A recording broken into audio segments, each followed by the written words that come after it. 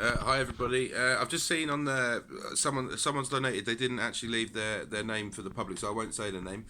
But the first name starts with an N. So thank you very much for your donation. If you know who you are, they asked if we could make sort of allow suggestions from the public, and I love the idea. So you've asked us to go through what's already been done and what's not been done and etc. So I thought make the easiest way of me doing this is make a video. I'm not sure if you can actually contact us through GoFundMe. So we're on Instagram and Twitter, everything for Ethan. But if you can't find it through there, my email address is warman1987 at sky.com, and you can find me on Twitter with that. So I'm happy with anyone contacting us with any ideas. It would be great.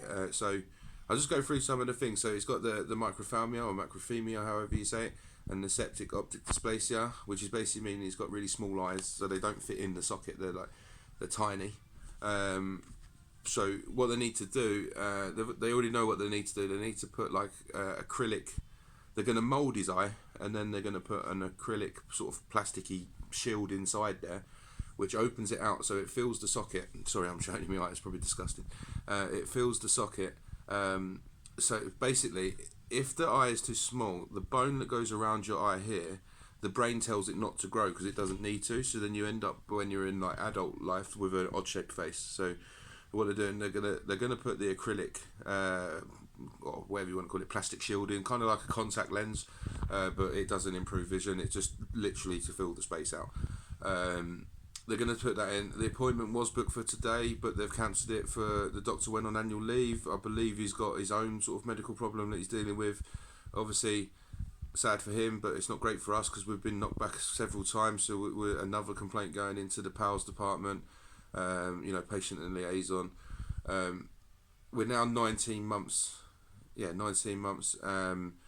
We need to.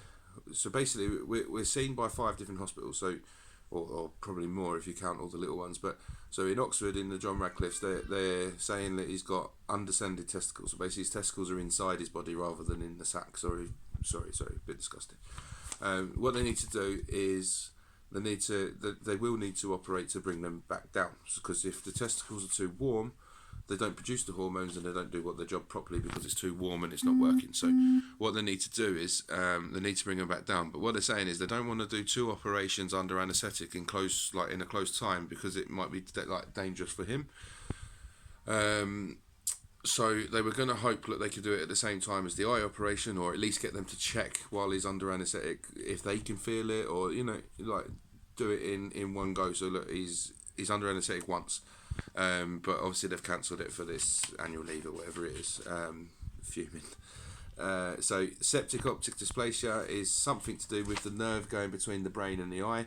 It's the cord's too short, or I'm not a scientist, I'm not a doctor, I don't know, but that one, I don't think it's caused by the syndrome, but I don't think it's something that you can cure. I think it's something that we'll just have to deal with. He's got bilateral sensory hearing impairment. In layman's terms, he's slightly deaf in both ears. The progress on that is the right ear is actually improving. So without hearing aids, he can hear us now when we're talking to him, and he's turning his face and he's looking at us when we're talking, etc. So that is a massive step and great work from him. We're waiting now for another appointment with, I don't know what you call them, the hearing people, to do another test, because we believe that the hearing aids might be too strong now, because when we're putting them in, he's screaming sometimes. So great improvement on that. We think that his hearing is actually improving with his growth, like as he's getting older. So the next thing we had down was he's growth retarded. He's still, I can't remember, he's about 66 or 70 centimetres, and he should be 90, so he's about 20 centimetres short, if you know what I mean. So he is growing, so good signs. We are really happy about that, but obviously not to the level we'd like, So to combat that, we're feeding him. We're trying to go sort of like the way we do, really, like healthy, more protein diet. We're trying to feed him more solid food. Well, like the baby paste foods, rather than just relying on his milk. He is actually on. He's on a special milk that we get from like on prescription. Just try and show you now. He's on this. Whatever this is, it's supposed to be great for growth. So we need to visit again with a dietitian, because we would like to know if there is any other foods or any sort of diet plan that we can put him on that would help with the growth. But because the growth is actually to do with the genes rather than the food he's intaking, it might help, but it won't be the cure, you know. So in my opinion, he needs human growth hormone, you know, like a synthetic steroid like the gym people take. But the doctors at this stage are saying they don't want to do it. Yeah. So okay, so he's got hyperthyroidism, which is, I wish I had, because I'm a little bit overweight. But basically, hyperthyroidism means that your thyroids are working too fast or too good. There is a science to it about that, how many of certain cells or whatever it does. But he's on medication for that, so to make that normal thyroid. I don't know how you say normal thyroid function. So he does take that daily. You put a powder in a little bit of water and he drinks it, and he takes it fine. So that's kind of under control. From that though, he's got constipation again. Sorry, it's a bit disgusting. He's struggling to go to the toilet sometimes, but our local doctor has said it's kind of normal for someone with a hyperthyroidism. So they've given us Movi something. It's like basically a laxative, but for babies. So he drinks that, and that helps him go to the toilet. So the right aortic arch means that so yeah, one of the tubes coming out of the heart, again, I'm not a scientist, I'm probably telling you the wrong words, but wraps around the windpipe and goes right instead of left, or left instead of right. I can't remember which way around it is, but it goes the wrong way. What this could do is it could restrict him from breathing, could restrict him when he's eating, so it could make him choke. At the moment, we haven't actually had any issues or any signs that this is going to be a problem, but every time we go to the doctors, we have to report any sort of lack of breathing or any problems that we've had while feeding him. At the moment, none. So yeah, it's going okay. Apparently, when we first found out that he might have this, or he has this, they said that many people in the past may have had it and never known, because the technology is fairly recent of being able to detect it.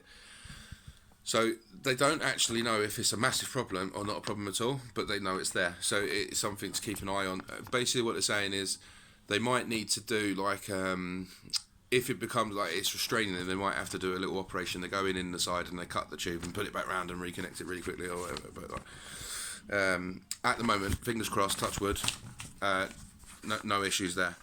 So testicles undescended, we've already gone through that. They want to move it to Gosh. So yeah, we've done that one. So going on the actual syndrome itself. So obviously a syndrome is where you get a defect or a missing gene. It's undiagnosed. They don't know which one it is. They can't. So basically, what they've done is they've done all the searches they can do in the UK. They've searched for every single part of his gene. They've done mine. They've done Amanda's, and they're putting them all next to each other, see if there's any differences. And so basically, the way they described it to us was, if you imagine your genes, there's a line, then a circle, then a line, then a circle, then a line, then a circle, and inside each circle is a code. And then if that code's slightly different, then it causes a syndrome or it causes a defect or whatever. Yeah. The test they've got at the moment only looks at the circles. It doesn't look at the lines, because most syndromes can be caught that way.